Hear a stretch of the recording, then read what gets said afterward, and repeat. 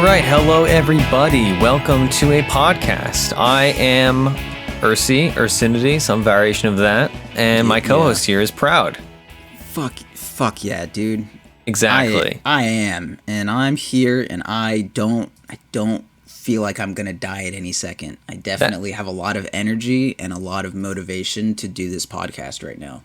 That's great. That's exactly the same boat for me. So today we're Theorycraft Thursday. We're Theorycraft Thursday. As always, okay. We're an Ancient Aliens podcast. Today, as always, we are going to be exploring This is an old joke. This is not your best one. This is outdated. Really? This is outdated, dude. Like, we're done with that. This show has 12 seasons. I've watched tons of it, actually. I've watched probably the majority of the episodes in the all 12 seasons of this. Okay, well, I'm sure that there's still episodes of fucking Keeping Up with the Kardashians or whatever, and that show's good too. But it's okay. Like, jokes about that are played out. Like, we're done with that. So I'm saying that, like, yes, we know the Ancient Aliens guy is silly and stupid. Like, you got to come up with something a little more topical. I mean, we weren't going to talk about the guy. We're going to talk about, like, Puma Punku or one of these, I know. like... We already, like, you do the space is fake thing, and that's good for you. And, like, the flat earth stuff, like, that's good. I just feel like we're really this is where you draw the line. Yeah, well, no, because like that stuff's like that's good content. Like that's within like the last year, flat earthers have been funny. Like, oh, Shaq is a flat earther. Like, that's hilarious. But the Ancient Aliens guy, like, dude, I've been seeing those on like those fucking they're like ancient alien memes coming out of like Reddit like 4 years ago, right? Yeah. So you know it's about a 12-year-old joke at that point. Okay. It's like they get to that shit. So like that's. Come up with something like right now. Come on, just anything that's better. We are a tax evasion podcast today. That's good. As always.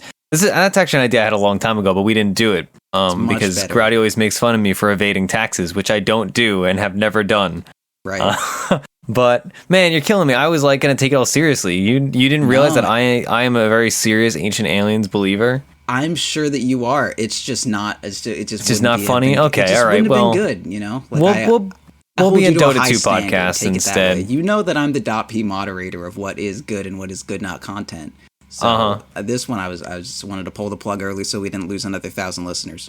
Okay, that's fair. All right, I'll live with it. And in the meantime, every time you have a bad intro, our numbers drop about 1,000, and they come back about 200 every time you have a good one. So like, we just couldn't take this hit. Yeah, nothing's going to top Zaboomafoo after all. Okay, anyway, let's move to talking about Dota 2 because it's a game that we play, and we've played some this week. How has your Dota 2 been, Proud? It's fine. I played Sven, I played Arc Warden, I played TA. I'm not good at TA. I was just trying to learn TA, and I didn't learn TA. It was just one game. It's fine.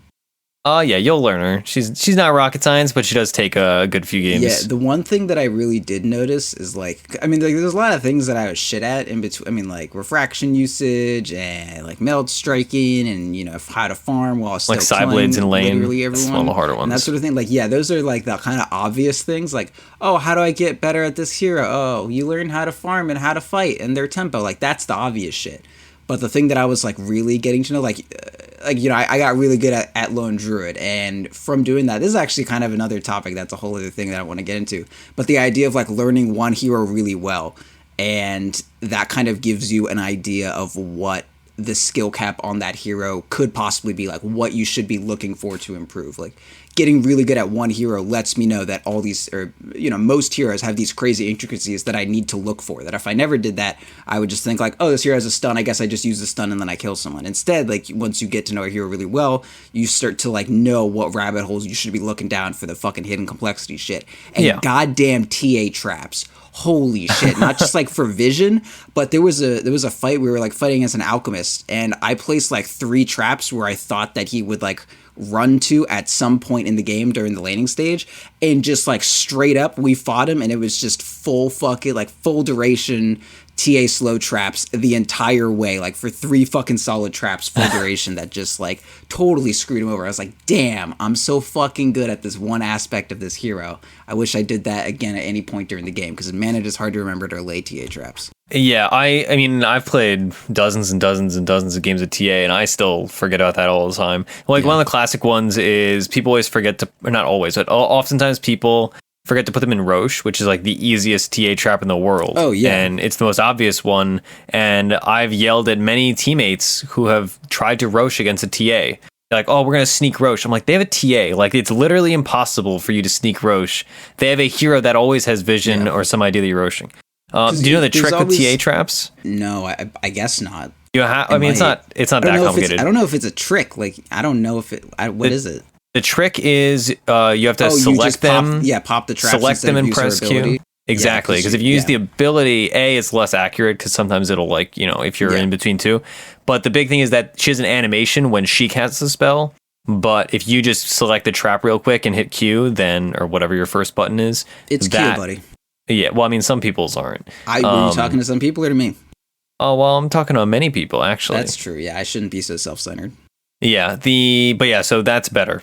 Some people forget to do that, so do that. But I'm glad that you could remind them today. But yeah, so I'm glad you're trying out TA. She's real good. Okay. I don't play her as much as I used to, but I think you'll like her.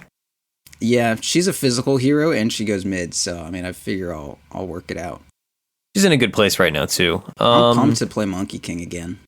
Yeah, I saw you talking to D2Bo about that, and I know he's making a video. You don't need to eavesdrop my conversations, though. Well, it's on Twitter. It's not really eavesdropping. It's public. You're yelling in a square and then yelling at me. I was actually yelling when I was typing it out. I was actually trying I just assume. Because I try to whenever I write something, I try to see how it'll sound in the other person's head, and I just assume that Bowie screams in his head. I'm not exactly sure why. I just kind of got that screams subconsciously vibe. So I was just kind of yelling. And there's like a dog near me. And so I live in a college dorm now because I wanted to live on campus and accommodations are dope. So they gave me a single. And I woke up the dog that's near me because someone has a dog. I don't even know how, they just do. And boy. I can't scream again actually in the middle of the day. That's good. Don't do that. Yeah, but for that one tweeting session, I did actually scream a lot, and it helped me kind of work it out. Well, it was a productive tweeting session. Maybe we'll do that next week. What, Monkey King? Well, it's so situational. So we'd have like an episode that's like, situational picks. Let's talk through our discussion phase. That's and fair. I'm gonna be like, I'm gonna play Monkey King. I'm gonna do it. This isn't good. I'm gonna do it anyway. And then I'll make up a synergy. And then we'll lose. Will be true. Yeah. No, but Monkey King's fun. You can't go Basher though. Like Basher is because you know why Basher? Basher isn't. It's like ranged heroes get 10% bash and melee heroes get like 25 or something. Well, Monkey King's a melee hero, but he's ranged, so it's so fucking good. But his ulti can't bash, so it's like, fuck. Yeah. Yeah, I still want to go it, but I don't know. My old build, I think, is still good. The like S and Y kind of shit. I don't know. Yeah. Though.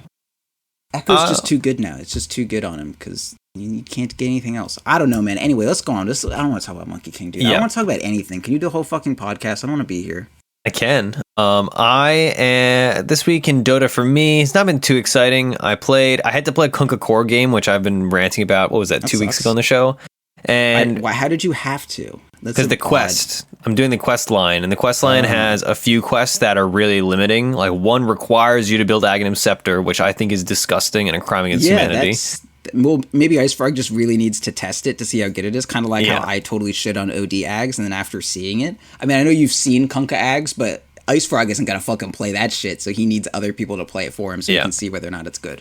Yeah, and the big problem is that the first quest in the line requires you to play core Kunkka or to play a support Kunkka that builds like the old Lanham build, which isn't really what people do anymore. Or you'd have to cheese the game until 70 minutes and farm as the old Lanham build, as in the phase armlet. Yeah. I knew what it was. I just some of our listeners out here, dude. The fucking Path of the Navigator for the quests. I'm still I'm only 3 quests deep in it. It's so fucking stupid. The fucking slow enemy heroes with a Shiva's guard. Buddy, I'm playing Shadow Shaman. That's never gonna happen. Who builds Shivas reliably? When do I go into a game? I'm gonna be oh, this is a Shiva's hero. I'm gonna get OD. Shivas this game. Not even, dude. It's situational on OD. Who gets Shivas? Reliably. No one. No one. Literally no hero has ever built a Shiva's card in the game. I mean, some heroes build it more often, but it's still pretty much always a situational thing. It's a 4th item normally, right? Yeah, fourth, maybe fifth. Yeah. Who goes Shiva's first? Can you name one hero that goes Shiva's first? Is there one? This is not good content. Nobody goes Shiva's first.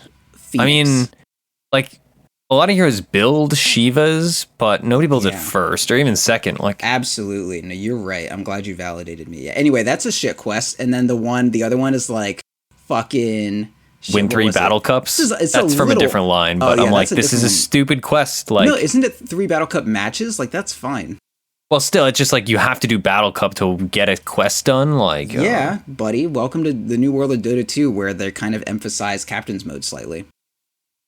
It's a great world. Anyway, yeah, so there's like, okay, there's a quest where I have to win a game with an int hero. And do they know who I am? That's never going to happen. And then the next one is Shiva's. And then the early one is like root dudes a bunch. So obviously you just pick Underlord and you get it.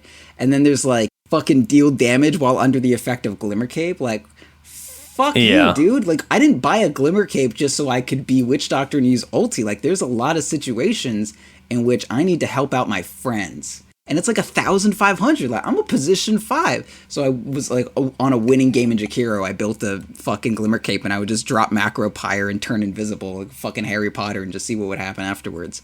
And it turned out it would get me 1 star in a quest. So that worked out. And the next one is like Blink Initiate. And I'm not going to fucking remember to do the Path of the Navigator when I'm playing fucking Sven and Sand King and shit. It ain't going to happen. Anyway, go on. What were you want to talk about? I hate this path. I was playing Kunkka and I had to play because the first quest, and I went. I mean, like, it was fun, but it's not fun to be playing something you're like, man, this is suboptimal.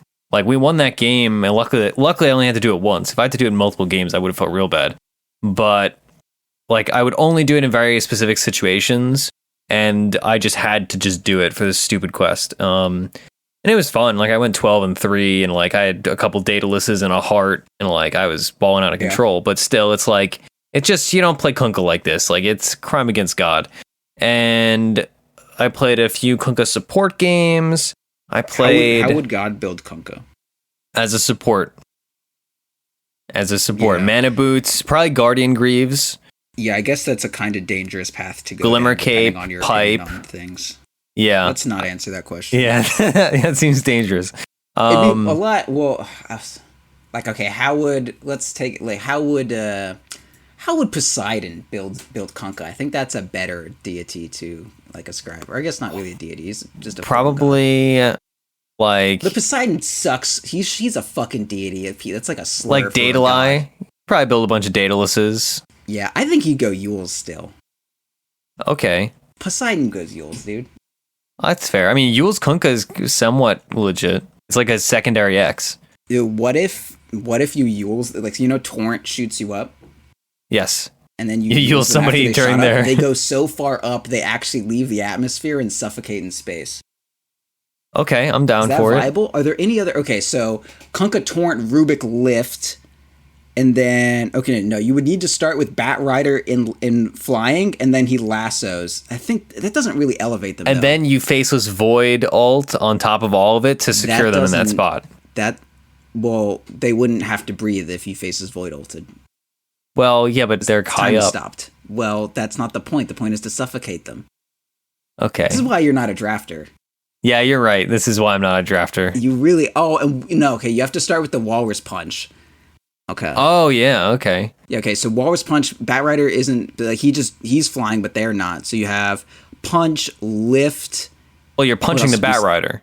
No. What? No, why would you, it's like animals. He's already up in the air. Bat Rider doesn't drag them. Oh, okay, so you would do this all to Bat Rider, because Bat Rider has a self-elevate. Okay, so Flaming Lasso is not involved with this. Okay, so we're doing this to Bat Rider. This is only for killing Bat Rider, though. This is now a niche strategy. But okay, so if you're against a Bat Rider, you Walrus Punch them, and then what else do we say? There's Rubik Lift, and then there's Yules. What else is there? Okay, but here's the thing, all right? So you're going to have to do certain things in order so that the things that bring them up only a little bit are at the beginning and bring them up a lot are at the end. Yeah. So you would have to, like, I would say you'd have a Bat Rider that's flying, right? And then you have Rubik lift them further, and then you would have... How is Tusk going to punch them if they're in the air? Then you have Tiny toss Tusk at the person, and then he punches up. Holy shit. And then... Lastly, you have Kunkka Torrent on top of all that, which, like, that stuff has taken enough time that Torrent is now popping. Okay, well, okay. Here's what I think. Because toss is also a lot. So, but they come down very quickly after you toss. Okay, so here's what you do. So you have a Tusk Yules himself, and then Tiny tosses the person, wherever. And then as soon as the Yules on Tusk ends, he's still in the air, and then he punches at the top of the toss. I think that's how you would do it, and then you would lift in Yules. Okay, that makes sense. I think that's good.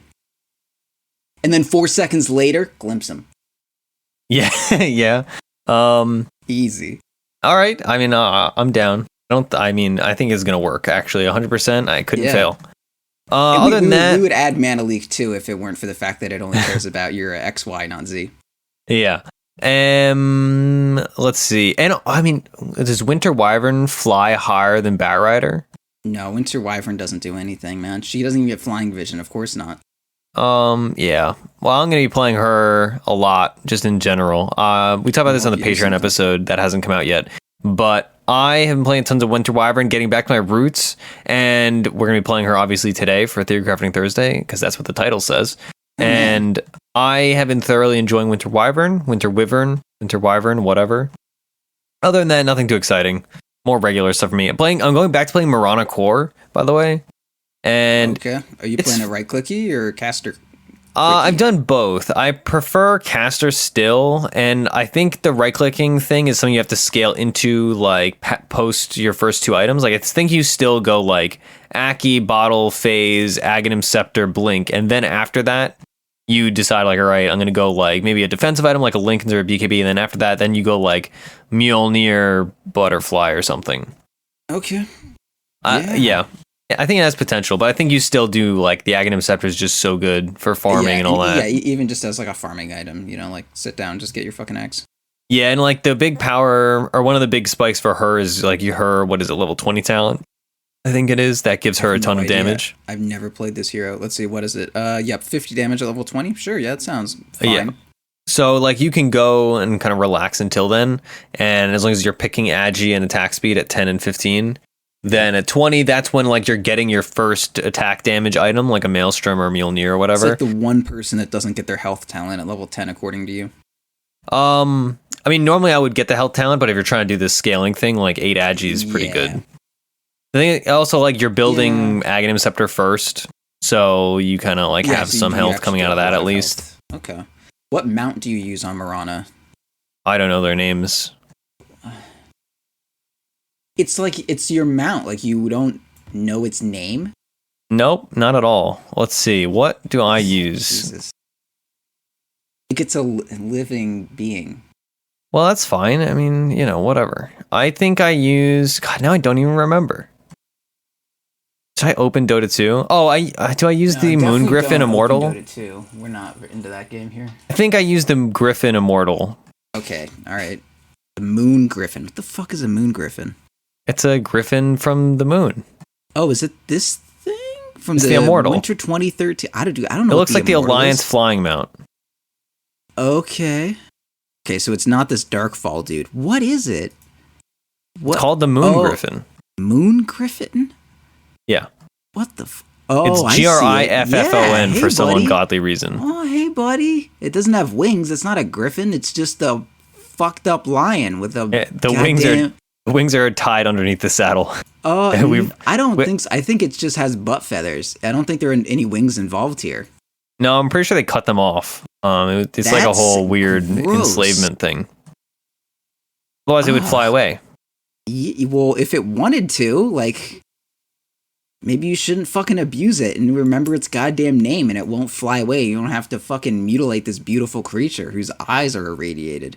Anyway, I'm kind of done with cosmetic talk, except for the fact that they added another Wyvern set, and it's not good.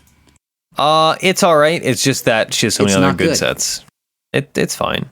I know that we're going to lose all our Valve sponsorship for Raganon and Vici Gaming sponsorship for Raganon but another Wyvern cosmetic added that is not good. The Frost at Heart one? No, the Secrets of Kate. Oh, Kane? That one. Yeah, you're right about this. Okay, I thought you were talking about the old one. I forgot about this set, actually. No, dude. Yeah, I did too. As soon as I selected her, I was like, what is this? It's just, because they're trying to, like, get in all... growing on her. they're Clean trying her to off. make like, because it's all the water theme stuff, and it's like, man, I get it for some heroes, but like I just like, sorry Anuxi, but I don't. Oh, is this an Anuxi set? I love Yeah. Anuxi. I'm sorry.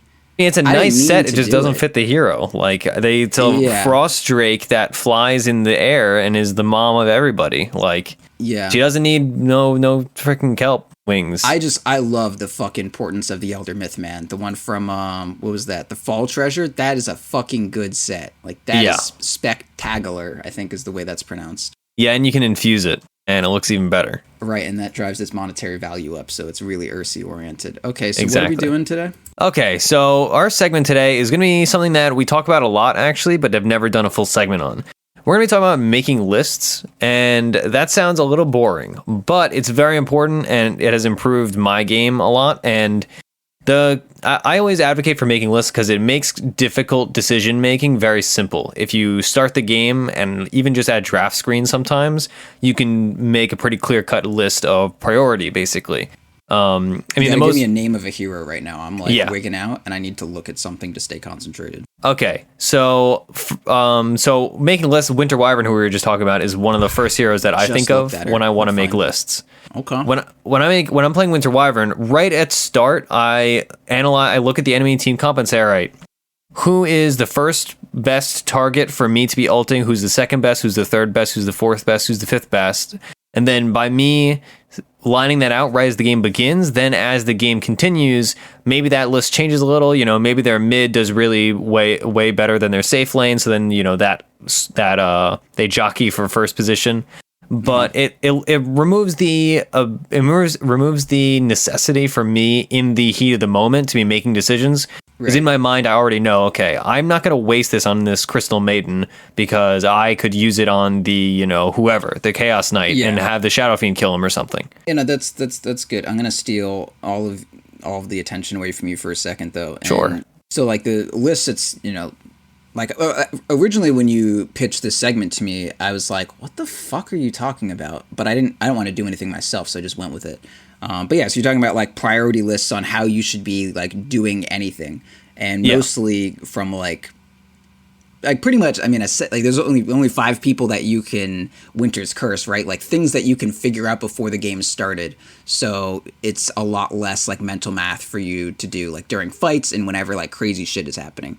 And that kind of makes me think of shit. Yeah, the idea of like loading stuff into like your brain's RAM. Exactly. Similar to pro players or something. When you're playing Life Stealer or something, okay, I'm against let's say a hero like Nyx Assassin. I know at any given second Nyx might come up and right click my butt, and after he does his little right click, there's a big delay from when he casts a stun and the stun actually hits me. So if I know there's a Nyx in the game and the offlaner just said, "Oh, Nyx is 6, I don't know where he is," and mid has like 3 sentries and it's like a crazy like a bristleback as your mid for some fucking reason. You're like, okay, well Nyx is probably gonna come here. I need to be worrying about that Nyx, and because I figured that out ahead of time, my hand is gonna be off the keyboard except for all of my fingers collapsed into one point and on top of my Q button. And as soon as I get that Nyx does, I'm just gonna press that Q button. And similar with Wyvern, you're like, all right, I'm just gonna Wyvern ulti that Meepo. I know in advance like my ulti targets are Meepo and then maybe also their Queen of Pain when Meepo or their Jungle Legion is like right next to them. But I'm just not gonna cast this shit beyond that.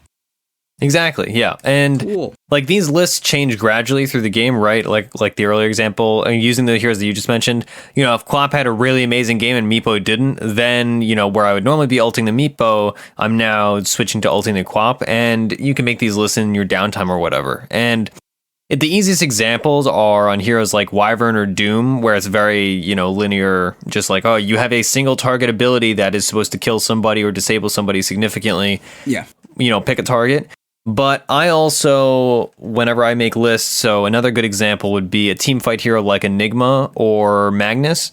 You have to basically make a list of saying, all right, an ultimate is worthwhile if I get, this hero, and that hero. And then you're like, all right, that's when I will ult. But if it's this hero, and this hero, then I'm not going to ult because it's 2 supports. And like they have some ranged hero that's just going to stun me immediately or some nonsense like that.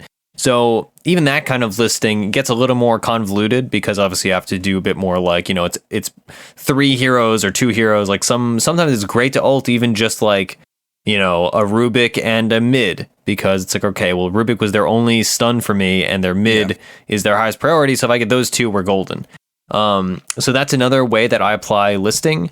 And probably my last real concrete example listing wise is Rubik in another way, right? Where in Rubik, I make a list of what I'm trying to steal and what is my highest priority steal and what is my lowest priority steal, right? So in that game, if I'm the Rubik against the Enigma, me before, during the stats screen or during downtime or whatever, I'm thinking, okay, my highest priority ability to steal this game is Black Hole. My second best ability to steal here is Scream of Pain from Quap. My third best is Stormbolt. My fourth best is Wraith Blast. My, yada, yada, yada. Yeah. And that helps me again a lot in the moment. I'm not thinking, oh man, what can I steal? Yada, yada, yada. I'm thinking, all right, what has been used recently? Of the things used recently, which one is the best for me to get? Which one would I make the best use of? All this kind of thing.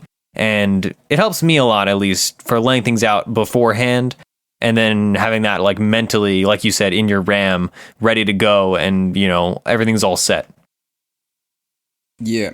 It's also to apply it to like the people who, I mean, like Doom and Wyvern, the idea with that is, you're reacting to a situation happening. Same with initiators like Magnus and all that shit.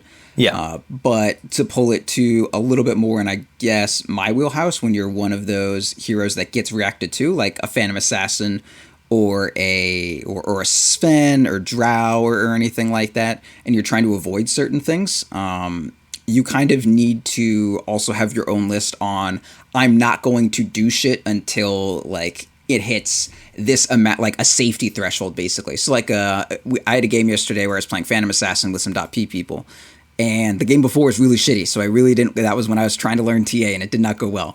And so I was, trying to make sure I didn't fuck this game up. And so I was playing Phantom Assassin, and they had an axe. And I think we all know what happens when you are Phantom Assassin and they have an axe, and the axe has a blink and also a blade mail. You just fucking die. The stronger you get, the more you just fucking die. So that whole game, I was only fighting when I saw the axe on the map or someone else, like Spirit Breaker charged in and then axe blink called. And I'm like, all right, sick. And then I, blink, I blink on the Witch Doctor or something. And then 10 seconds later, I make sure to throw a dagger at the axe. So the axe, has this blink on cooldown and I can get away and shit. Yeah. Same thing with like heroes like Sven and shit. Like if you have something that you need to do, like I was carrying pretty hard on the PAs, like end of the game, like 20 and 2 or some shit. And I was like, the only thing I have, like I can't die this game. I have a huge kill streak. I need to 100% make sure that I only do dope shit and I don't fucking die out of nowhere. Like when I'm playing Sven, like I'm gonna farm for like 30 minutes. And then I'm going to come in, do like 3 swings, win a fight, farm another 10 minutes, and then end the game. No part of that plan involved me blinking in and dying for nothing. So like I'm just not going to do shit unless the fight is at a certain safety threshold where I know it's just going to fucking go great. Like if you're one of those key heroes, you need to know, like, I refuse to fucking go in unless I know where that goddamn axe is, or I know that Enigma isn't going to just be able to, like, blink Black Hole my entire Chaos Knight army or whatever. Like, you need to set these limits for yourself, and it's super dangerous to be caught in the idea of, and this is something I struggled with for a while before kind of climbing back, was feeling like you need to do something, and like, oh man, this game sucks, my team's going to be mad at me if I don't go in, I just have to do things. And like, no, fuck that. Fuck everyone. Fuck every human. I mean, unless you're wrong, in which case, try to get better at Dota 2. That's not really great advice, though, but like if something isn't hitting your fucking safety threshold for exploding in your face, don't do it. Don't force yourself to do shit if it don't look like a good time. You're playing Dota, have a good time, not fucking die. Don't die, dude. Dying sucks. We went over that, right? Dying is bad. Yeah. Like, it's really fucking bad. It's especially bad shit. now. It's like really bad. It is, I mean, if you make faulty lists, that can be hurtful, and there is a bit of impulsiveness that's required, where sometimes it doesn't work out ideally, or it's just not gonna happen. So you can't stay true to your list all the time. Like, that's gonna be harmful. But for me, again, I would say my value is just in creating a list and then, having that as a guideline, which can be altered gradually and all that. So I would highly recommend that. Do you have any more on this topic before we hop into our heroes? Yes, one sec. Sorry, I drank some water and I have to. Can you hear this? I'm like closing a water bottle right now, but it's not working out. It's not going. I can. Well. It's real ASMR. Is it? Yeah, I'm really into closing water bottles. Actually, mine's open. I don't know why you're closing it in your room. Cool. Well, because it's a Nalgene. It's actually the fucking Dota 2 water bottle from TI. Yeah. 6. Yes. I have that too. I don't use it anymore though because I just refill seltzer bottles. Okay. Shit, what was I going to say? Oh, yeah, I mean, it's basically just building heuristics, right? Like, the way that good players are good at Dota 2 is they make lists in their head and shit, only they do everything so much that it's, like, second nature, and that's why when you talk to some people who are really good at Dota 2, they look at you like you're just fucking stupid and they don't know how to explain anything. But yeah, like, you just make lists in your head, and after enough Winter Wyvern games, I'm pretty sure you don't need to, like, tell yourself before the game starts, like, don't use your ulti unless it's on Meepo. Don't use your ulti unless it's on Meepo. Like, you can figure that after you've played 100 Winter Wyvern games, like, you are well aware that that is the plan. You don't need to list it out. But, like, when you're getting into some new shit or you're struggling, like, just fucking look at yourself and be like, all right, I am Juggernaut. I am never going to fucking Omni-slash a Slark until he uses his ulti. I'm just not going to do it this game. I know there was one time where I thought maybe he won't press R or maybe it's on cooldown, and then we lost the game because I used my ulti in a team fight and it ended immediately and then I died because Juggernaut is built around killing someone in Omni-slash. Like, just fucking figure out what you need to not do or what you need to do and fucking, like, hold yourself to it. Like, you got to make rules for yourself. Yeah, exactly. You don't, who will? A coach that you pay. That's not me because I can't do it, man. Okay, so let's talk about our heroes rather, and because like I've been talking about Winter Wyvern primarily because she's on my mind, and I am gonna be playing her tonight. We're gonna be playing Winter Wyvern and Chaos Knight. I keep saying Crystal Knight or some variation of that because is that not his name? I wish it was. That would be a much more interesting hero. I just don't play Chaos Knight, so he's just like phased out of my memory. I know you hate Chaos Knight, and I love him. Yeah, I'm not a fan. That's like a funny, weird quirk between us, right? Like, you're this guy who doesn't like Chaos Knight, and I'm like this guy who does, and it makes these really weird, like, kind of cool dynamics. Yep, that's the basis of the show, actually. Us having different opinions on Chaos Knight. He likes Chaos Knight. He doesn't like Chaos Knight. And I was about to say Proudland, but that show's gone, even though it was the best show that everyone Don't loved. remind us. We're going to get more Proudland, people that are like, oh, that was my favorite thing. If you're so mad that Proudland's gone, send me emails, and then I'll have a reason to live. God. All right. Or just listen to this Discord. show. I'm not going to... Emails anxiety induced. Just send message on Discord are still safe. Email is a dead medium. Everybody knows it. Anyway, okay, so I guess I'll cover Winter Wyvern first, and then we can talk about Chaos Knight next. We moved to Gmail way too quickly. Why didn't we we just skip past Fmail? All right, I'm not even going to entertain that joke with a comment. Okay, so Winter Wyvern, I think we've done once or twice on this show before, so I'm not going to cover it. What's her astrological sign? She's a Gemini, like all good people. Oh, that actually makes a lot of sense. Yep. All right, so Winter Wyvern. The big thing that's changed with Winter Wyvern is they keep buffing Arctic Burn. So she got a bunch of nerfs to her ult, because admittedly, everybody knows that her ult was crazy overpowered for a while at her Genesis. That was also... Wait, what about Genesis? Well, at its Genesis, at the start of Winter Wyvern. I thought we agreed that we do no god shit this episode. No. For a person, yeah. My religious upbringing has instilled in me I use terms like oh my god or Jesus Christ or whatever constantly, and I'm very self-conscious about it, but I can't stop. So I apologize to anybody that is offended by my usage of religious terms like that. Yeah, I also apologize. Exclamations. I'm just a real fucking piece of shit. Okay. Anyway, Winter Wyvern, yes. So she's been buffed continuously with Arctic Burn. Her ult used to be crazy strong. And now it's still, I would say, very good. It's just pretty strong. Yeah, it's good. It just requires more skill and more thought. Whereas before it's they just all die and it's fine. Now it's more all right, you need to have the right people. You have to have all the people involved killing somebody who's still high priority. So it's hard because, with Black Hole, right? You're trying to Black Hole usually the 2 cores or whatever. Whereas with Winter Wyvern, you have to pick one core to kill the other core. And if that doesn't work, then who knows? Like, then it's not going to work out. Or, oh, I want to get the CM killed right away because she's getting crazy ults or something like that. Sure. So you do have to be somewhat creative. Judicious is a good word, too. We use judicious a lot, and I feel like we've got one more week of saying it, so I want to get as many judiciouses out as we can this episode. Okay. We have to legislate our usage of judicious. Yeah, we've said it too much. Like, saying onus is a joke now, and I used to say onus a shit ton, but apparently people just do it all the time in casting now. Like, the onus is on this team to end the game. Like, that's I like that word a lot. Yeah. It's great, but it's played out now. It's no longer an interesting word. It's just like onus, onus, onus. So yeah, and same with us and judicious. We got to kind of end that one soon. Okay. That's fair. I'll try my best not to. I'll be more judicious with my usage of certain words. Ooh, good stuff. Yeah, yep, I'm glad that I was able to interrupt you like that, but sorry, go on. Okay. So on Winter Wyvern, nowadays you always get Arctic Burn at level 1 because it's crazy.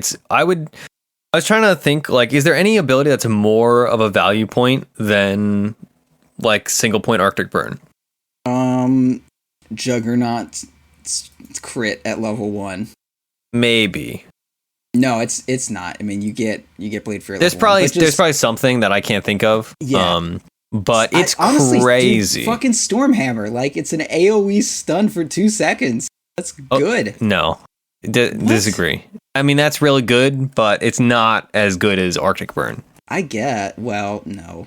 9 or 8 seconds of flying over anything you want.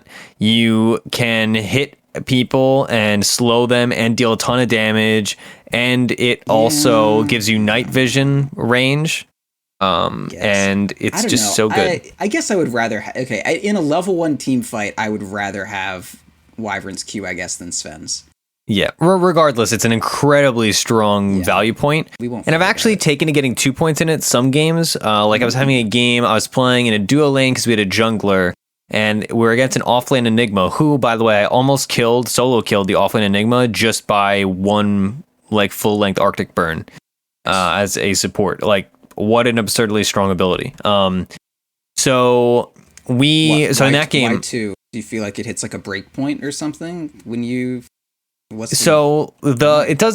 reason why I say it's such a good value point is that the only things that change when you level it up is you get 6% more movement slow on the thing per level. You get 100 extra attack range per level, and then the big thing is that the cooldown goes down by 10 seconds. Yeah. So level 1 cost goes down by 10 too. Let's not forget about that. Yes, very true. So level 1 has a 50-second long cooldown, which is super long, and it goes down to 40 seconds, which, it's only 10 seconds, but at the same time, it really does make a difference in early game team fighting and all that when you are a little more able to pop that out more regularly. And I find early game, unless you're off to a crazy strong start, like unless you get like first blood and another kill or something, you're not going to have fast mana boots. And without mana boots, Splinter Blast is a lot more restrictive. So I had a game in this game that I was talking about. I went 2-2 at level 4, whereas normally I'd be 1-2-1. I went just 2-2, and I liked it. I think I still, the value point in Cold Embrace is similarly strong. So, it can go either way. I'm definitely not tied to it, but I feel like there is a place for having an extra point in Arctic Burn early, but you always max Splinter Blast 1000%. Unless like in that game where I was 2-2 at level 4, I went 2-2-1 because I still wanted the value point in my heal just for pushes and all that. Yeah, and the difference between getting your, max point Splinter Blast at level 7 and level 8 is like not too big a deal. Yeah, exactly. So, yeah, that's that. I really like Arctic Burn. The thing I like about Winter Wyvern is just that she can... she has great teamfight participation in the late game as a support. Like, it's not often that 5 position supports have huge teamfight abilities that can kill cores. And similarly, she is also very strong in the mid game, and then, or rather in the early game, thanks to Arctic Burn. And in the mid game, she can farm well, which is a thing that I do in pubs as a 5 position support. A lot of supports, I was talking about this, I think on the Patreon episode, maybe it was just on Discord, where a lot of supports that are good in competitive games are weaker in pub games just because they rely on their teammates a bit more.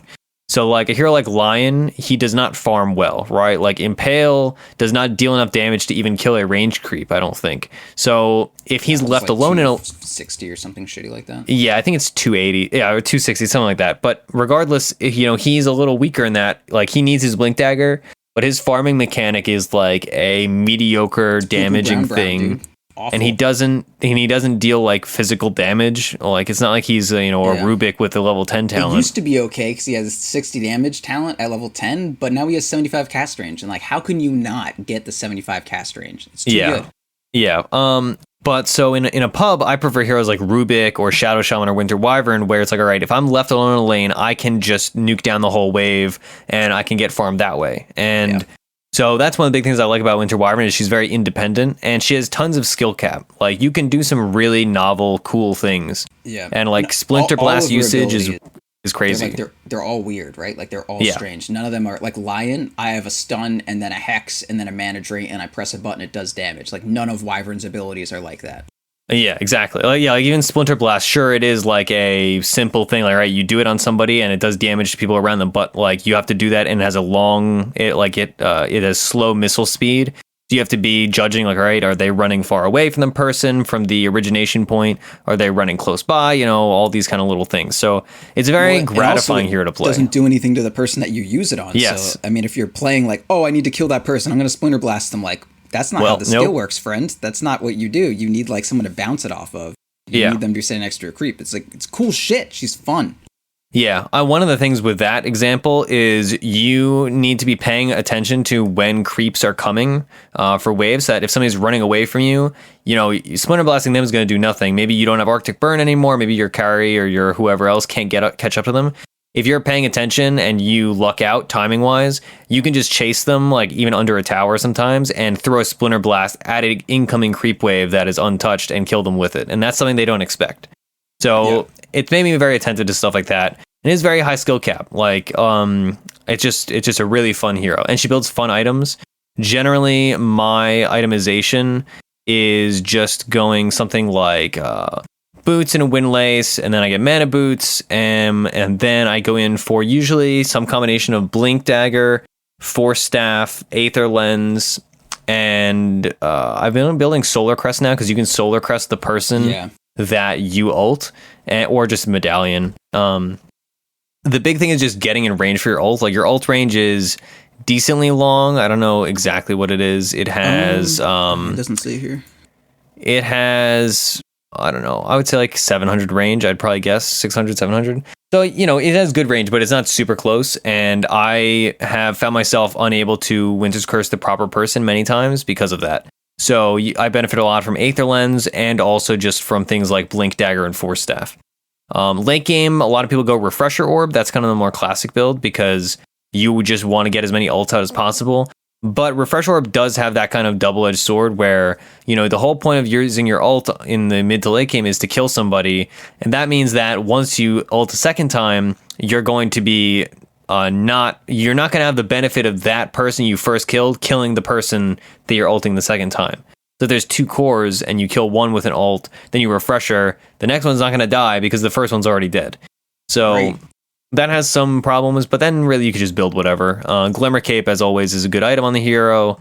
Yule's Scepter, another big one. I'm like always obsessed with the synergy of you Cold Embrace so they take no physical, like literally 0, and then you Glimmer Cape so they also take no magical. Like that's super cool, but there are other items to build on her. By the way, Glimmer's Curse is an 800 range, so Oh, okay.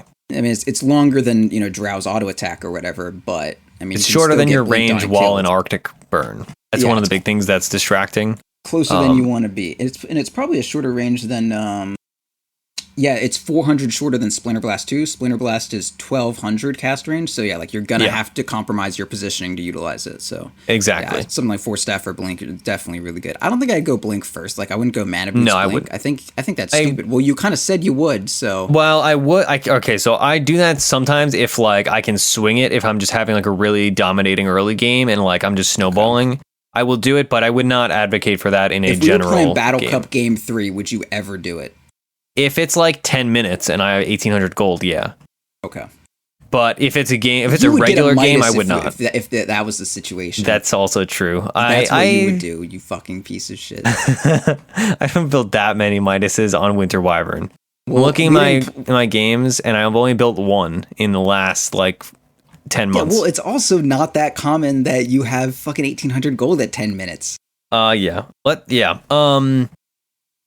Yeah, so I just build a bunch of mobility. Also, Yule Scepter has great synergy with Blink Dagger on every hero. So if you have a hero that can build both of these items, it's even better. And Guardian she Greaves doesn't if your have team needs them. Like, she doesn't have a TP interrupt besides Winter's Curse, so I can kind of see Yule's. Yeah, also, that's another big thing.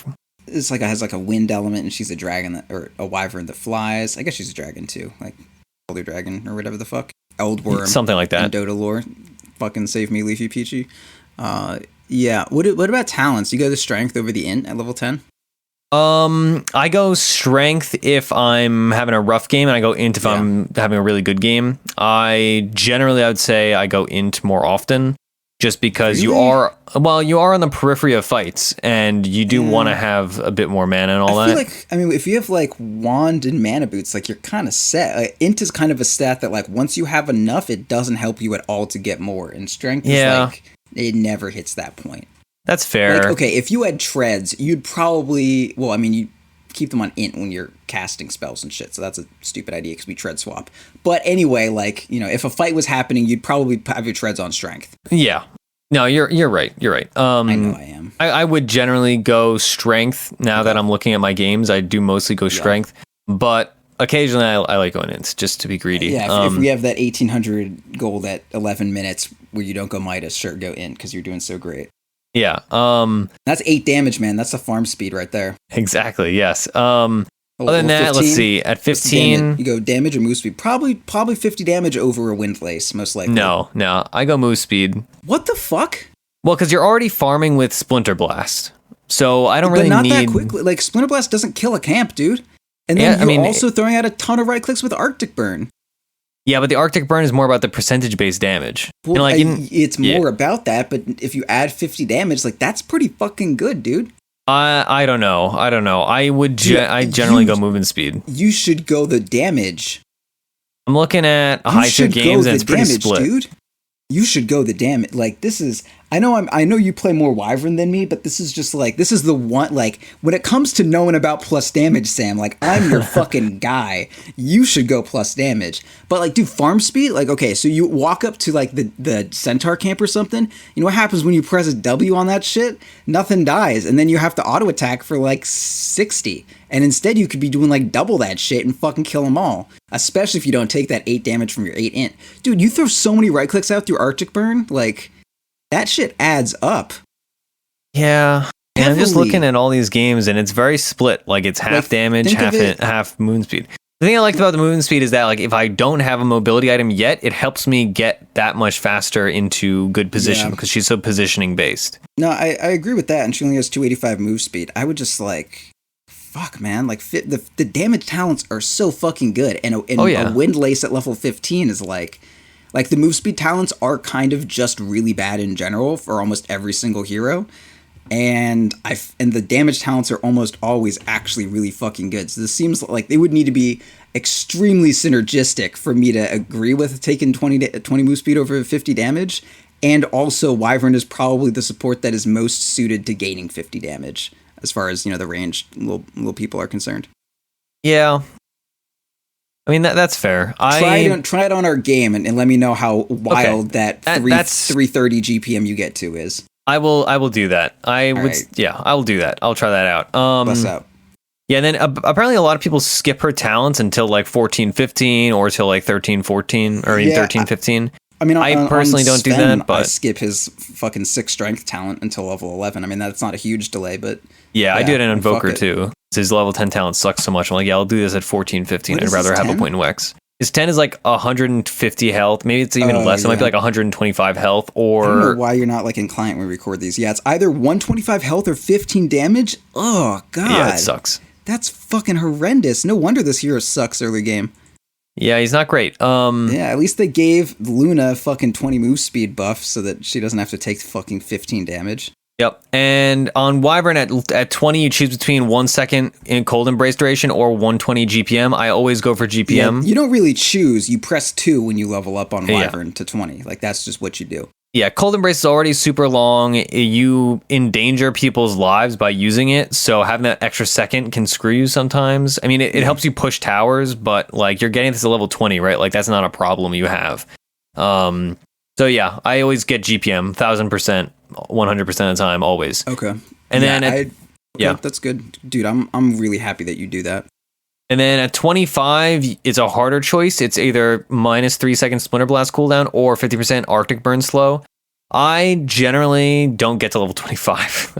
You don't get to level 25 with this hero. Good advice. Thanks. But in general, I would say I really don't know. So I would pick Arctic Burn slow if you're against cores that you need to kite, like a Life Stealer because it does pierce BKB, like a Life Stealer or a Sven or like a Juggernaut or any of these kind of heroes, Troll Warlord. But other than that, those specific situations where you're trying to CC somebody for a long period of time, I would go Splinter Blast cooldown for sure. All right. Yeah, I mean, just because that's self-explanatory. Like Splinter Blast scales great, it does great damage, it's awesome. Okay. And it slows people. Like you get 25% movement slow from Splinter Blast, which is already assuming like you're getting Splinter Blast on people you would not have otherwise gotten Splinter Blast on. That is already 10% better than this talent, than the other option for this talent. Yeah. The Splinter Blast cooldown, like I feel like you're not even in position to get out a good Splinter Blast every 4 seconds, right? Did you already say that? That's fairly true. Also, I didn't say that because it depends. Like sometimes you'll be in position where it's like I'm just gonna spread them out and I'm gonna get tons and tons of damage on people in these choke points. But like, because if you're 25, it's gonna be those super late game scenarios where people are like pushing high ground. It's like, all right, I can get one Splinter Blast when they come up the wave, and then there's gonna be 2 people, and I'm gonna get 1-on-1, and you can get a lot of damage out with it, but it is harder to do. Yeah, and I feel like once you get to those fights, you're dealing with a lot more like kind of binary flashpoint outcomes kind of situations where like one person's out of position, bam, they fucking died. But not like, all right, Splinter Blast, 340 damage. Okay, I'm going to do another Splinter Blast in 4 seconds. Like, that's not how any fight has worked. Sven blinks in, and then their anti-mage blinks in, or your Sven blinks in on their guys, their anti-mage blinks in on your guys, and if AM blinks on Sven afterwards and abyssals him before he gets a kill, the fight fucking ends. And or Lifestealer's doing some crazy shit. And you know what'll stop him? If Lifestealer goes down to fucking 100 move speed when you've got Arctic Slowburn on him. Not if you fucking have 4 seconds to drop a second Splinter Blast that just gets raged out of her BKB or whatever the fuck. Yeah, it really just depends on the cores, like 1000%. Like, because some games it's like, oh, their cores... Or against megas, like I mean, probably one of the only times you're gonna get these is when you're in a game where megas are involved. So maybe the Splinter Blast cooldown overall is better to get because you're only gonna get there when you're defending megas. Yeah, and you'll just get tons of money. Also, like if you have 120 GPM talent and then you have Splinter Blast like every 3 seconds, every 4 seconds, like and then the game turns into that one night where Wyvern could make infinite gold for herself, and you like made a wild carry build involving Ags and Daedalai and Divine Rapiers. Yeah, exactly. That was the best night of my life. So that's Winter Wyvern. And I think I've said my piece. 4 or 5? She's a 5. Yeah, she is. I have played her as like when sometimes people pick 2 5s for some ungodly reason. I have played her as like the rotating hero, like because she rotates crazy well. Like I get more kills on this hero than any other 5, I would say, other than Rubik. Her initiation distance is huge. Like the big thing on what makes a hero a good ganker is how far, like there is initiation distance / like if you have a gap closer, which is essentially initiation distance, like Ricky, invisible gap closer. Who else has create like Earth Spirit fucking rolls in from space, gap closer. And then who are the ones who do it like based on a range? Like Wyvern definitely, like you're from outer space, you press Q and you go over a fucking ledge and like, oh shit, this is a dragon come from a mountain. Like that's scary shit. Or like Skyrath slowing you. Yeah, Skyrath presses W from fucking across the map and this random ass arcane bolt fires out of his butt. He wasn't even facing you and you hear the sound and go like, psh. Yeah. And he fucking silences you from halfway from space to you. It's not quite as far, but it's still somewhat space oriented. Stratosphere kind of stuff, maybe. Anyway, you could get up there if you had enough heroes with Yule Scepters and shit and tiny tossing. The other big thing about Wyvern is that ganking mid is obviously the thing to do in general, and her like the ways that you can position around mid and synergize with Arctic Burn are great compared to your positioning in the safe lane fights and off lane fights are not quite as good.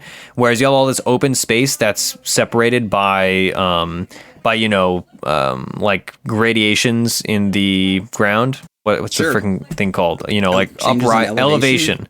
Yeah. Yes. And so that like she conquers those completely, and it lasts for 8 seconds, right? Like this is why she's so much better now. Is you have 2 seconds extra compared to you did whatever it was 2 patches ago. And that makes all the difference in the world. Yeah. And you can reapply your thing because the dot only lasts, I think, 5 seconds. You can put it on somebody at first. Yeah, we calculated that out in some episode, how much actual damage you could do to someone with if you just right click them the entire time from start to stop. And it was like super fucking high. I think it was like 30% or something of their health. I don't know. Oh, it's a lot more than that. Like I said, I mean, I was saying with level 1. Yeah, well, no, with level 1, it's still a lot more than that. It's I mean, if you add in the damage from your right clicks and shit, sure. But yeah. Like just like using that example from earlier, like I did it to an Enigma and I got him from full health down to like 15%. Yeah, with just level 1 Arctic Burn. The damage of your right clicks, sure. But I'm just saying, like, the raw percent health that it did, it was like fucking some wild shit. Yeah, it's a lot, but you do get you get basically all the effectiveness if you do it once and then do it to 3 other people once and then do it to that first person again later. Because the dot lasts, I think, dot lasts 4 seconds. Last 5. I'm literally looking at the skill. Debuff duration 5. 5. Okay, I said 5 earlier, and then I said 4. So whatever, it's 5. Yeah. But yeah, so keep it on people if you can. Otherwise, just do it to them, do it to other people, and go back. And that's that. Don't buy her Aghanims. Her Aghanims is not good. Oh my god, that's so. It is fun good. though. All right, I'm gonna calculate this out again because I kind of need to. You should talk about something while I do this. Okay, so we're going to be playing CK, and while Proud does that math, I'll explain some synergy between Winter Wyvern and CK. Wyvern is a CK counter, and it's a very nice synergy to be picking the counter to, or one of the counters to your hero early on, or just in general. That's one of the big things, if you're playing Meepo, you tell your friend, hey, pick Earthshaker, hey, pick, X, Y, and Z, hey, pick Wyvern, like, because Wyvern is the best Meepo counter that exists. Holy shit, am I fucking dumb? Alright, so Arctic Burn duration 8 seconds, debuff duration 5. So if you do it from the start, and let's do a 9% health per second, and it's magic, so reduce that by 25%, you've got 6.2 or 6.75 health per second, or 6.75% health per second. It's weird to do decimals and percentages. Anyway, but so that's 8 seconds. So you do that times 8, and then the debuff duration is 5. So if you get it on right at the end, you add another 6, or add another 5 multiplier on it. So it's 8 and 5, which is 13. 13 times 6.5. Sam, do you know what that fucking is? Or 6.75? Oh, it's a lot. It's a big one. I'm gonna redo the calculation just to make sure I didn't fuck this up, but. Yeah, it's fucking 87.75% of their goddamn health, Sam. It is a lot. That's a fuck ton, dude. Yeah, it's a lot. I mean, like, so you can't attack once per second with her attack speed and all that. And yeah, but all that matters is that you keep it up, and then reapply it like at the end of the buff. Yeah, but it is like an astronomical amount of damage. It's 1.5. So like at most you lose like. Maybe you lose 1 second, but it's still like 80%, and that's not even including the fucking like actual damages she's gonna do with her right clicks. Yeah, it's a lot, dude. It's an amazing ability, truly, like absolutely amazing ability. So that's that. Let's talk about CK. Oh my god, I wanted to do more fucking calculations, dude. Yeah, I mean, I feel like my goal in life is just to get everybody that is in .p playing Winter Wyvern. Like I convinced Cyphus to start playing Winter Wyvern again on the Patreon episode, and now like you're gonna want to play Winter Wyvern after the game that we're gonna win. I already do play her, dude. I'm a fucking devotee. This is one of the few supports that I still feel super comfy on. I mean, not few. I've got few. I'm not. I just said few again. So I guess few. I should say few. It's like I don't want to talk about what supports I play. It's like I play like 5 supports right now, and most of them are Ricky. Yeah. All right. Anyway, Chaos Knight. I really just want to figure out how much damage Winter Wyvern does to a fucking level 1 axe with a poor man's shield. Is there nothing more to talk about on Wyvern? Can you do one of these fucking tests for once? Like, I feel like you're just sitting there twiddling your dick while I'm like doing the heavy lifting. I keep Dota buff up instead of the client for some reason, Well, which it's really been helping because it wasn't. You didn't even know that. Like, at least look at Dota 2 Wiki because you're like, what's the range on her ulti? I don't know, something that's off by 100. Like, fuck you, dude. I'm on Dota buff already because I keep my dashboard and my games and stuff up there. Okay, yeah, all right. Well, look at a different website. Okay, right, so you start talking about CK. I'm gonna test this. Okay, you have to do cheats to like give an axe an item and shit. Can you do that? I'll figure it out. Yeah. God damn it. Okay, yeah. So Chaos Knight is getting a lot of attention right now. He's been super strong for a very long time. It's just he has kind of specific counters, and like he's so fucking weird, all right? Like, I could go on how goddamn bizarre... I mean, his name is Chaos Knight. Like, of course, it's kind of weird. But he's like, super fucking strong and really goddamn good in pubs. But he does very specific things, right? Like, he makes copies of himself, but not in the Naga way where it's just, oh, there's a couple illusions. I don't care if they die. I have so many of them. And the annoying part is just you can't deal with them. It's like, he makes a bunch for a few seconds on, like, a 3-minute cooldown. And they're all strong as fuck and they all kill you. But... but he doesn't he can't really do anything beyond that, but he also like can't farm. So it's not like Terrorblade where it's like, okay, farm, ulti, aka Metamorphosis, or Phantasm or whatever if you're Chaos Knight, and then I go fight with this and back to farm. But like Chaos Knight doesn't do that. This is why he was really good with Wisp before. He doesn't really farm. He has really good skills. He has like a skill that like repositions people, and a skill that like a 10-second cooldown stun that can go up to like a 4-second stun. So like he fights well, he's really tanky, but he doesn't really have a farm skill, and he's an armlet hero because of the way armlet, like you turn your armlet on, then you use Phantasm, and the units have the like 25 strength, and they don't lose the health, so you can just like pop it, ulti, turn your armlet off, good times. But like yeah, he doesn't farm, he just kind of fights. But he's like, he can only be a carry, you can't really put him anywhere else. And he's like specifically countered by a bunch of AoE because you can't like even if you have BKB, your illusions aren't. This is a fucking weird situation, man. This hero is super bizarre, but he's strong as shit. Like when Arteezy first got 8K, I think it was, he did it by spamming Chaos Knight, and Chaos Knight wasn't played in pros. It was just like Arteezy was just like, this hero's broke as shit. I mean, he's not playable in pros, but he's just broke, and he's good. And now he has a super good win rate, and a lot of people are actually playing him. Pretty much the exact same way that we were doing it before. Like, nothing really changed. I think last time I played Chaos Knight, it was a really similar build. It's like Treads, Wand, Armlet, Echo Saber if you want to. And normally you do, but if you don't want to, that's fine. Like No Tailwind Blink one game, and Blade Mail another. But like something for either, positioning or to beef up your mana pool a little bit. And then you get like BKB hard AC.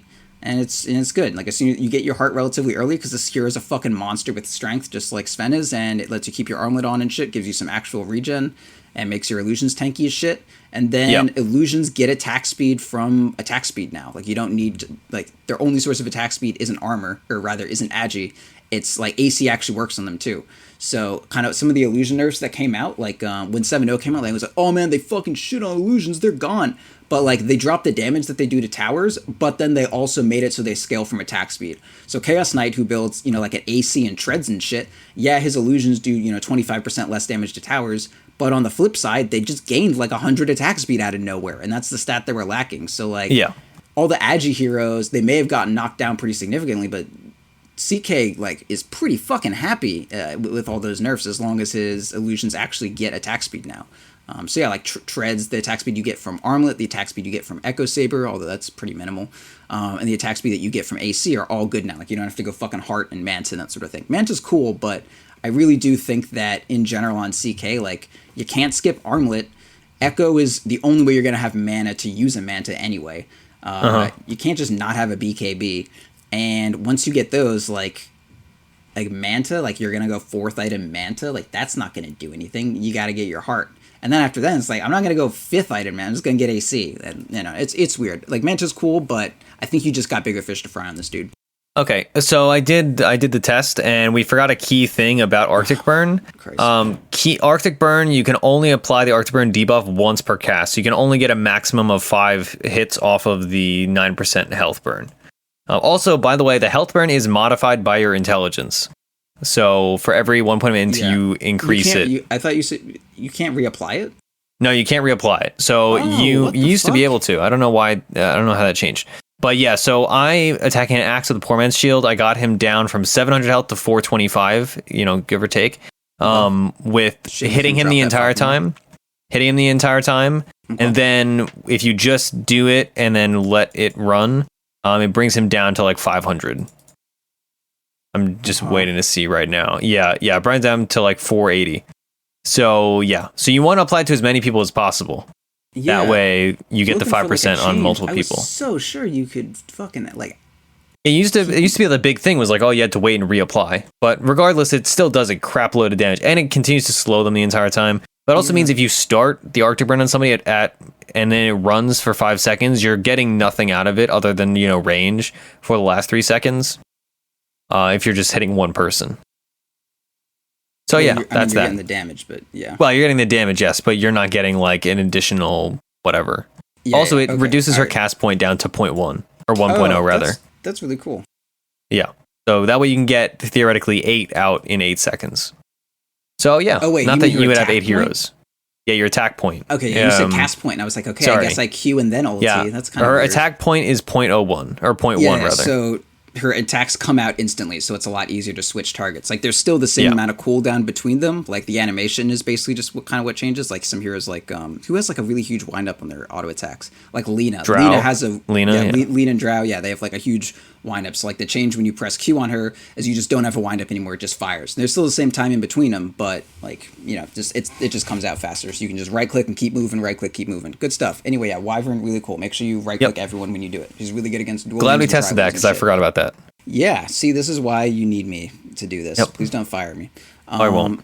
Okay, so Chaos Knight. Did you listen to anything I said? I did, yeah. Echo Saber cool. Chaos Knight. I like it. I mean, Chaos Knight's definitely way better now. My problem with Chaos Knight is just like randomness in his stun frustrates me. It's like my core reason I don't like the hero, honestly, is just randomness. What do you think about like he doesn't really build MKB. He has but he does build a halberd, right? Like he can rather. Yeah. So he builds some evasion. I think Chaos Knight's fine. I just he has some counters that are popular, like Earthshaker is really popular, Sand King's popular, and both of those are good against him. Sand King, I'm not. Sand King, not so much. About, but no, I mean Sand King is popular. Don't like that's the first. Well, I mean, no, Sand King's popular, but you're right. It's not as big of a concern as an Earthshaker. Yeah, like not only. I mean, Chaos Knight's doesn't get quite as fucked against Earthshaker as some melee carries do in some contexts. Like the fact that you can Reality Rift over fissures and potentially like bring people to sides of them that they don't want to be at. Is actually really, really cool. But yeah, I mean, obviously, if you have Phantasm and he echoes, you're fucking dead. You're just dead, and so are all of your illusions. And AoE stuns are very good against Chaos Knight, and Earthshaker is like also a first pick hero right now. So I agree on that. But yeah, he has, and then like Wyvern, as we said, is a counter. Like just any kind of AoE stun that stops his momentum entirely is rough. And that's why a good Chaos Knight will you'll split up illusions and send one illusion on each person, and then when you Reality Rift, they all come together and shit like that. Like there's a lot of really, really cool shit you can do with Chaos Knight, and microing your illusions so that kind of like a Meepo against Wyvern. The key is you just never have more than 2 Meepos next to each other at a time. And same thing with Chaos Knight when you use your ulti. It actually becomes super, super micro heavy. Yes. Fun have fact about Arctic Burn on Wyvern, by the way, you can blink while on Arctic Burn and you stay in Arctic Burn. And that makes you able to just hit way more people, or you can force up during Arctic Burn, whatever. Anyway, yes. What did you want me to skills, see? Or your items. That doesn't. Well, it's just like I mean, if you're, I don't know. It's just cute. I don't see a lot of people do it, other than me. A lot of people don't build blink on Winter Wyvern, but you. People do. Anyway, okay. Yes. Okay. Anything else on CK? Yeah, dude. Have you seen the builds people are doing now? Skill builds. I have not. Enlighten me. Do you have any idea? Yeah, he got a ton of play at MDL. Guess what your talent is or what your point distribution is at level 9.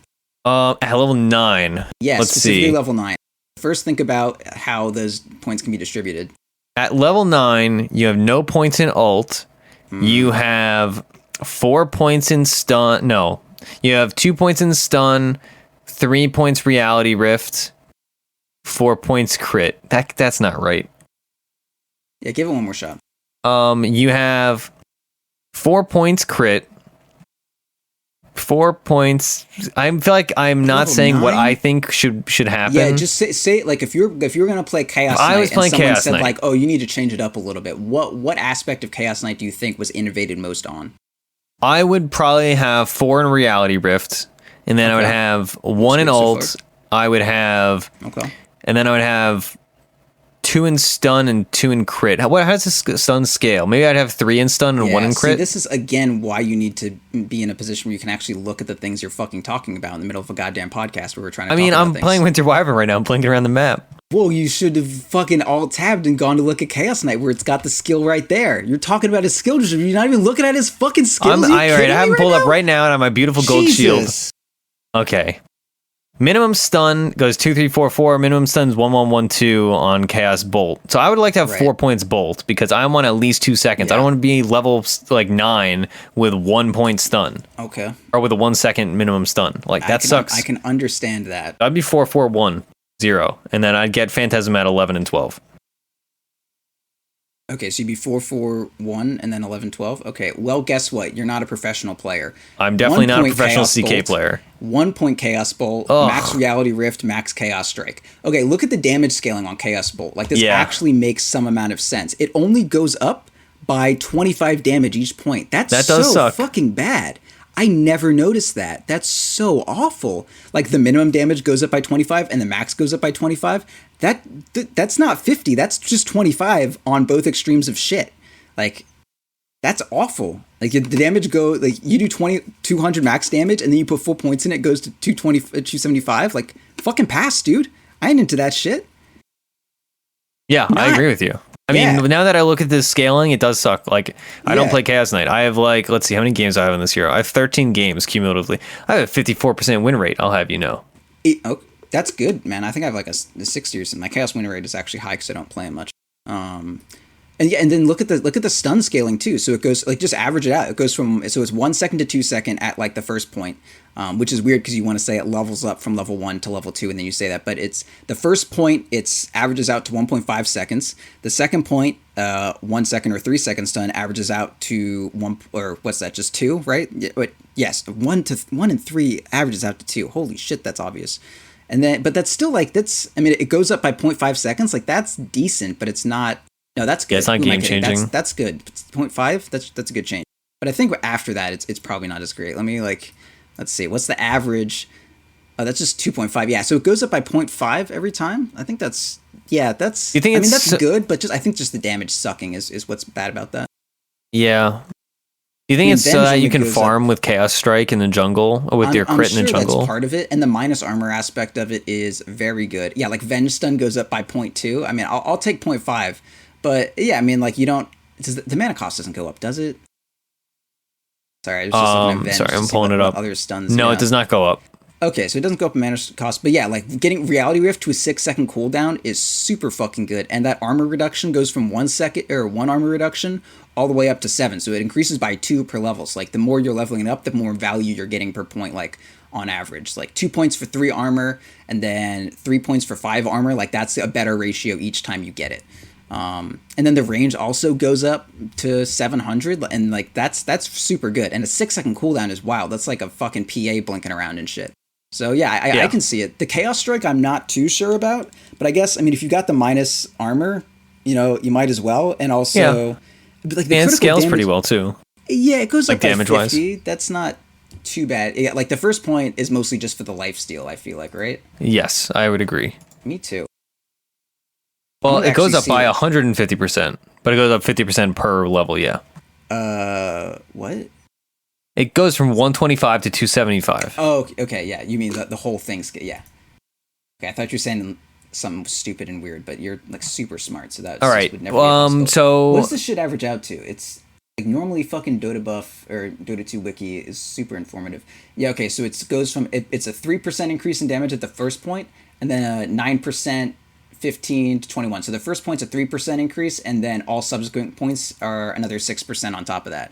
So yeah, like, I mean, yeah, 6% damage for 1 talent point, like that's good. Like Juggernaut goes from, like, every point after the first is another 5% damage on Jug. So Chaos Knight being a little bit better than that, yeah, sure, that seems pretty good. And then you also lifesteal off of it when it does crit. So it's like your life steal is increasing, or like the amount that your life stealing is, like increasing by 50% for the second point you put in there. And like he's an armlet hero, you want to be life stealing. So yeah, I'm into it. I mean, it's definitely the build I'm gonna do, right? Like, and then you get ult at 6, which I kind of am not entirely sure about, but sure, like I'll do it. Fine. Yeah, you like just to take your out tower early or something. You see some people getting it at 8. It's just, it's nice, and you can, like dodge shit with it and stuff like that. Like, it's a good skill. Okay, all right. You want to hop in the game then? No, I want to talk about his talents, man. I want to keep this going as long as possible. First point, you could get 8 int, or you could get 15 attack speed, and you're going to get 15 attack speed. Echo is going to give you the int that you need. If you need more int, get Echo. If you don't need, or if you still need more int, I don't really know what you're doing. If you can't get Echo and you need more int, build Blade Mail, build Wand, build Ring. I don't give a fuck. Don't get int. You have to get attack speed. 15 is a low number, but fuck you. You need it. You don't get attack speed from a lot of other places. Level 15, you get strength. Have you fucking seen this hero? You get strength. Level 20, you get stats. 12 to all stats or 120 gold per minute. Do you know how long you're going to need for that to equal 12 stats? 1, it's never going to, because you don't have a 7th item slot for an ultimate orb 0.5 or 0.2. I said 0.5 because 0.2 times 5 is 10. But anyway, level 25, that's a tough decision, mate. Like, look at the game. Reality Rift pierces spell immune. If it's a fucking Enigma fucking you up, guess what? Reality Rift doesn't interrupt Black Hole even if it's piercing spell immunity. I tested that because I'm a good fucking podcaster before we did this. 20% cooldown reduction, that's good. That's super cool. But if there's a fucking raged up life stealer killing everyone, and you know that you could shit down you could kill him. So it would be a vulgar thing to say, and I'm not vulgar. If you would kill that motherfucker, that's much, much nicer. Kill that motherfucker is much nicer language than what I was going to use. You would beat the shit out of that nerd if you just reality rifted him with your fucking gang of yourself, like your id, your ego, your super ego, like all those embodiments of your being that you split out from yourself. If you just reality rift that tiny gremlin in the middle of them, and they all just like fucking rugby pile on him, like he's fucking dead. But if you have 20% cooldown reduction, you can't do shit when Lifesteal is raged up. So just, do you need to peel people and kill them when they're BKB'd, or do you need 20% cooldown reduction? Because fuck yeah, that's amazing. Judge it by game. That's the only way I can say it. But if you don't know what you're doing, go for the cooldown reduction, man. Like, oh no, I fucked up. Well, you have 20% faster to not fuck up. Great. All right, we can play. All right, so you can catch the game on youtube.com/.ptv1. Yeah, if I upload it. Well, I mean, mine will be up at the very least, and that's that. So we'll catch you guys on the other side. Okay.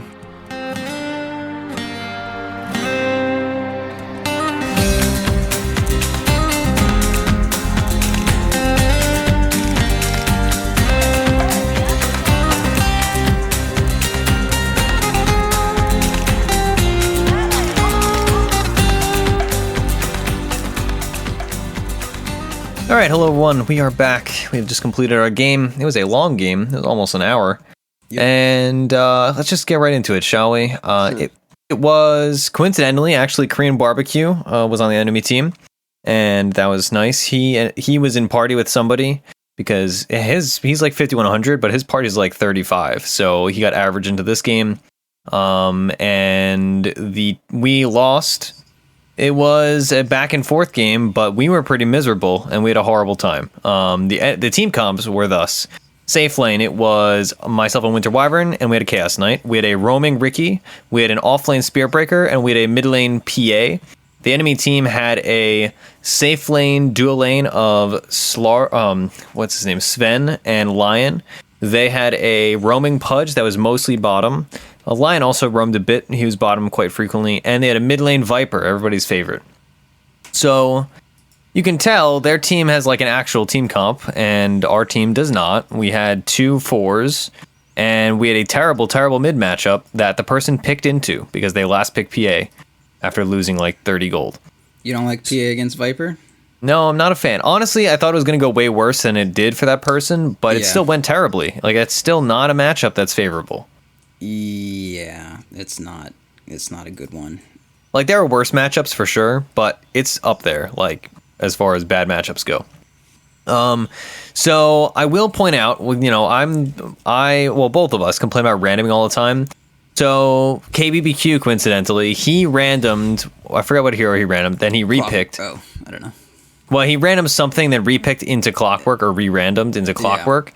So that meant that he started the game with Poor Man's Shield, Tango, Mango, and that's after re-randoming. And then he very quickly had like a tremendous amount of items because we died a bunch of times because they roamed on us hardcore with the Pudge, and you disconnected, which was bad. And they got the first kill. So there's no recording of me, which is, I think we joked about that earlier, or at least I did to Sam, because I don't upload my recordings often. But that time, actually, my OBS like stopped working and it made my mic deactivate. So I was like, "Hey, can we kill this clock?" And then he just kind of started fighting, and I was like, not running away, because I was like, "Yeah, no, we can get this guy." And then you came like right after I died, and I was like, "What the fuck? Like, at least tell me if you can't get there." And then I died again, and I was like, "Well, what are you doing?" And then you were like, "Are you talking?" And I was like, "Ah, shit." So then I disconnected and restarted everything and did not enable OBS. So unfortunately, we just kind of fed a clockwork 2 kills right at the gate for no reason, or 3 actually, because when the Pudge rotated, you died too. Yes. Yeah, it was pretty brutal. It was like a textbook bad lane where it was just like, all right, like one thing went poorly, and then the next thing went poorly, and the thing after that went poorly, and it just snowballed and snowballed. So that put you off to a bad start. And Chaos Knight, I don't know if we said this earlier, but Chaos Knight is a hero that he does not want to be behind. Like, he doesn't need to be super ahead. Like, it's not like he's an alchemist, but he wants to be ahead, right? Like, he wants to be fighting. Like, he doesn't want to be in a position where he can't do anything. Like, he's not. Yeah. You're not. Like, he doesn't flash farm. Yeah, right? No, there's no comeback mechanic on Chaos Knight if you're super far behind. Exactly. And also, I don't know, when did you third pick or something?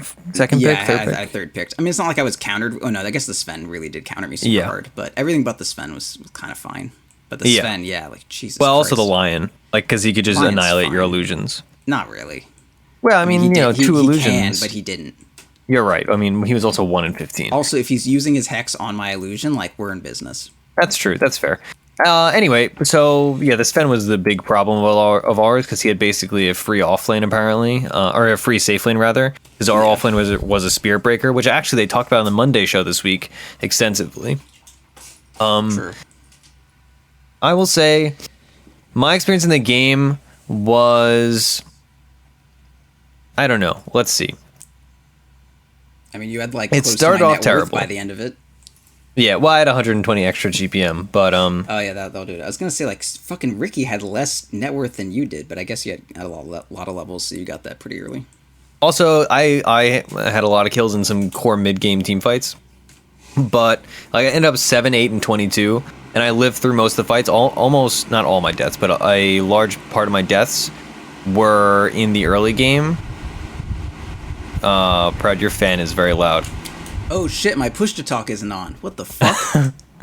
That explains everything. Anyway, okay, but so I had a miserable early game, which was probably 5 of my 8 deaths total. But then Sven just like popped me every time. Like he was playing really well, and he like their spacing was perfect, so that I literally never got Viper and Sven attacking one another or anything like that. And I mostly could only ult like the Lion or the Pudge. Or like the Clockwork if it was in a fight. And it was rough. I think one of the things that really hurts Winter Wyvern that you wouldn't think of at first, but you notice in games like these, is that Dragon Lance as a concept and plus range talents as a concept really, really, really hurt Winter Wyvern. Like there were a lot of times where the Viper would be sieging, and like if he did not have that additional, couple hundred range, he would be, ultable basically with like him and somebody else. But because of that Dragon Lance that he had all game, I just could not for the life of me get him into a advantageous position to ult. Same thing with the Sven. Like he played really well around just blinking and killing me right away. Right. So that was really rough overall. As much as like normally I like Wyverning and Sven, because I just like use E and I pretty easily can build a Ghost Scepter, which I did end up doing. But it was rough because, they had a lot of spatial stuff and we did not.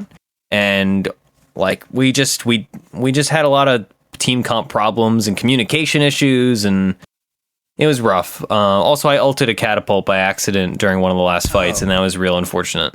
Yeah, that Although it sounds did bad. save somebody temporarily because it distracted everybody. Right. But yeah, that was unfortunate. Yeah, there's a lot of things went wrong. My dying very early on was not ideal and led us to have like a one core team where we didn't even have an offlaner. Like we talking about the range stuff. Like when Viper was sieging, I was like, yeah, I'm just gonna try to reality rift him and kill him. And I wasn't really able to do that until the Viper was just stupidly far forward for no reason. It was just like we have our only like quote unquote initiation is Spirit Breaker running at someone very quickly, which a Clockwork can deal with quite easily. Yeah, or a Pudge. Yeah, or Pudge, or Lion, or any number of things. Sven with a blink, whatever. So like our initiation was just non-existent. And CK, like, you do well when a fight is like already started and you add some discord to it. It's not like you just fucking exist and then everyone dies. Like if the thing that we want is we want to like initiate and then Sven like blink ultis or ulti like blink stuns or whatever, and then you like ulti the Sven or ulti stop the Sven with your ulti, or we want to do some shit like that to stop the Sven. But because we have no initiation, we pretty much need to blow our load, and then Sven just kind of chooses when to kill all of us. And Cleave turns out really fucking good against Chaos Knight. Yeah, and it was also one of those games where we were behind, but the game was perfectly winnable for a while. But then, like, 2 fights. I think, I don't know if we've said this here or on streams or somewhere else, but the general rule in Dota is that regardless of your position, if you lose 1 fight, that's bad. But if you lose 2 fights, it's like really bad. If you lose 3, the game is over, like in a row. A lot of times I'd say if you lose 2 fights in a row, the game may as well be over. And this was definitely one of those games where like we had signs of life and we won a couple fights. We were playing very aggressively, but then, we would overstay our welcome after like we sieged mid and took a tier 3. We then died after that. Or like, we die in some other random way, or we go for a weird pickoff that didn't work. And it was just very like, less than ideal. It was a lot of little things I would say that lost us the game. It wasn't like one single fight. It was just like, we would win a fight, but we had to use 2 buybacks. Then they would use 1 buyback, and then they'd win a fight, which meant that the next time they had 2 cores to buy back, and it would just be like a whole mess. Trading, and eventually we just kind of fell behind in that. And Sven, had a good fight, and then eventually, and they roached, and every buyback trade they ended up like 1, not a full set, but like 1 racks up. So like they kill a tower and then take a range, and then just like every time we traded, we just kind of like lost out, and then eventually they just got megas, and that was it. Yeah, and like both their cores had at least 8K net worth above PA, and both their cores had at least like 10K above you. Like it was just one of those things where like we couldn't flash farm. Like our cores were PA and a CK. Like neither of those cores can flash farm comfortably, and their team had great farming cores in that they had Sven, who had like he could farm while Viper fought with the Clockwork and the Pudge and all that. It was just not great. I ended up, so because we were so behind and this Sven had so much damage, I went for the Blade Mail over the Echo, because I was like, my auto attacks really don't matter. Like maybe I kill a Lion in 1 shot if I'm lucky with the Echo, but like it's too expensive to really commit to. And I'm not too worried about my mana regen so much, just my pool in general, because after a fight I'm going to be spent regardless if I'm this far behind.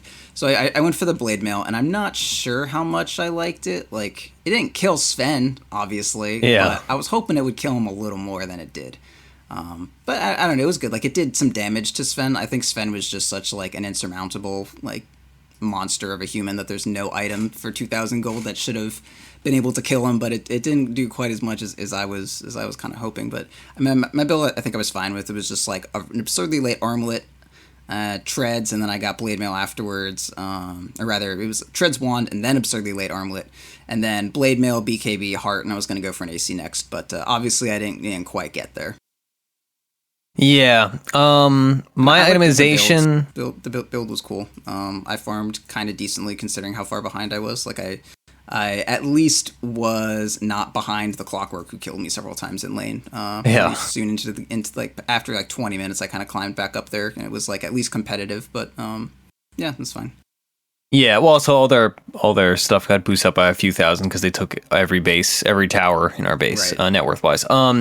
Say my itemization was not what I normally would do, or what I normally am comfortable with. I ended up going obviously arcane boots and a windlace. Normally I would buy an urn, but we already had an urn on our spirit breaker, so that would have been kind of pointless.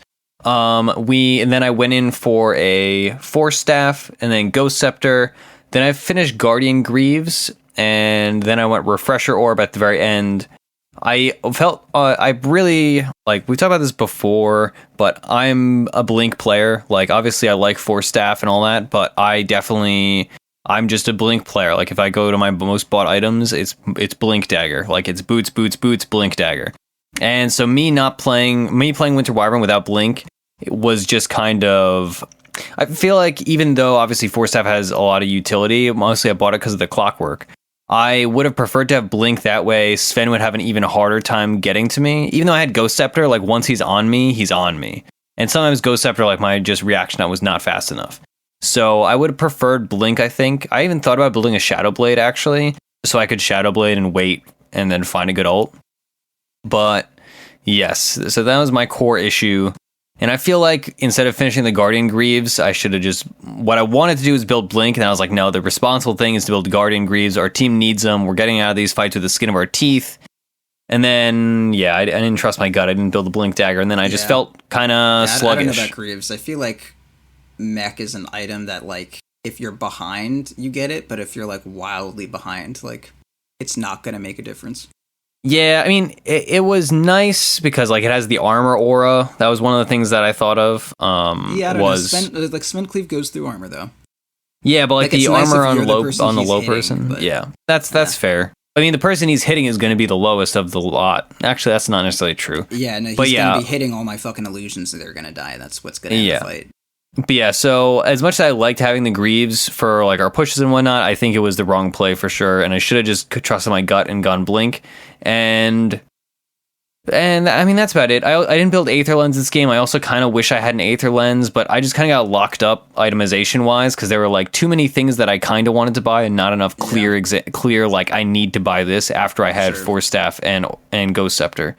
And, like, the Refresher was good, but one of the problems for Winter Wyvern is in these spread out fights, and because people naturally are not clumping up to kill each other. And so even though I had 2 ults when I had my Refresher Orb, I used one on Sven because he was killing people, and I wanted to waste his BKB because he had a 5-second BKB, so I waste most of the time if I ult him. And then the second one wasn't even usable because he just, like, ran away and then chased me down and got back in on me. And, like, I didn't have a blink, so I couldn't escape from him. All I had was a force staff, which is not a blink dagger, it turns out. And yeah, so then he just killed me, and, like, I just died. So normally, like, I still think Refresher was the play in the late game. And I think it's always the super late game option in a lot of cases. Yeah. But it just did not. It was not in the cards. I also like building. I was thinking about building Shivas, but then I was like, if I'm gonna die, I'm gonna die. Like, the Shivas is not gonna make a tremendous difference. Yeah, Shivas would have been good because we had no vision the entire game, and you could activate that every 25 seconds. Then we would have some vision. Yeah, I had a gem, but they were dewarding a lot. And so early game, one of the core issues that I had was our lane was such a mess. Sam, and can like, you wrap this up? I need to eat food, and also I'm fucking hot because my fan is not on. Okay, all right. Well, one of the core issues I had was I couldn't go roam and ward because we had so much action in our lane, and it was just rough. It was very rough. And you didn't want to give the wards to Ricky because the Ricky was stupid and annoying. He was insufferable. And he was just sitting around doing nothing in the off lane. Anyway, okay, so let's close out the show. So we have plugs. This has been Theorycraft on Thursday. You can watch our VOD on youtube.com/.btv1. It's been Theorycraft Thursday. Okay, same difference. I said Theorycraft earlier. Congratulations. You can catch our streams, twitch.tv/.ptv. And I think I'm going to stream a bunch this weekend with a new idea I had. And then we have in-houses Wednesdays at 9 p.m. Eastern. We also have a Twitter. I am at Ursinity. Proud is at Proud Dota. Our show is at .p_show. We have a Patreon, patreon.com/Defense of the Patience. If you'd like to support us there, that helps us tremendously. Otherwise, just tell a friend. That's the best way to grow any podcast, whether it's ours or whatever podcast you like to patronize that is not ours. Other than that, website, defenseofthepatience.com, probably other things. But, it's been a long episode, and we're done. So thanks for, hanging out with us this fine evening and losing games. Shut up. And then we, if you lose, just blame your Ricky or your PA. Pick one. Too hot.